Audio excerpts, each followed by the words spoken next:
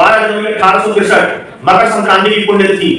अर्थात सूर्य का दक्षिणायन से उत्तरायण में प्रवेश, रात्रि का धीरे धीरे लघु होकर दिन का दिन होना प्रारंभ,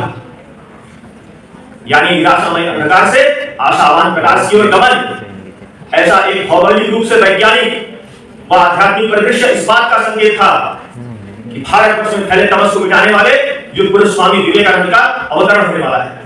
जिन्होंने अपने ओजस्वी वचनों और तेजस्वी अभिभाषणों से 1857 की क्रांति के पश्चात स्वाधीनता संग्राम में फैले निराशामय अंधकार को दूर कर पुनः ऊर्जावान बनाया। स्वाधीनता संग्राम में स्वामी जी का प्रभाव हम इस बात से आकलन कर सकते हैं कि तात्कालिक समय में प्रायः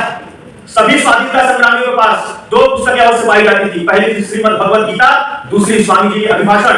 स्वाधीनता संग्रामियों का कहना था श्रीमद् भगवद गीता से हमें कार्य करने की प्रेरणा मिलती है, परंतु उसे कार्यान्वित करने की ऊर्जा हमें स्वामी जी के अभिभाषणों से प्राप्त होती है। बंधुओं, भले ही स्वामी जी ने स्वाधीनता संग्राम में प्रत्यक्ष रूप से भाग न लिया हो, परंतु उनकी भूमिका वही थी जो कि चंद्रगुप्त मौर्य के निर्माण में आचार्य चाणक्य की थी। स्वामी जी ने न केवल भारतवर्ष का आंतरिक रूप से सशक्तिकरण किया, अपितु विश्व पटल पर भी भारतवर्ष का नाम स्वर्णाक्षरों से लिखने का कार्य स्वामी विवेकानंद ने किया। धर्म सभा में हिंदू धर्म और भारतवर्ष का प्रतिनिधित्व किया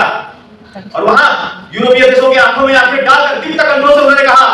जब पूरा संसार अज्ञान का अंधकार में डूबा हुआ था, लोगों को ठीक से बोलने और पढ़ने और ठीक से कपड़े पहनने का ढंग नहीं आया था, उस समय से भारत का बच्चा वेद अध्ययन पठन पाठन कर रहा है। और जहां उस धर्म सभा में अन्य धर्मावलंबी अपने अपने धर्मों का व्याख्यान कर रहे थे, एक दूसरे को नीचा दिखाने में व्यस्त थे, अपना श्रेष्ठत्व प्रमाण करने में व्यस्त थे, वहीं स्वामी विवेकानंद ने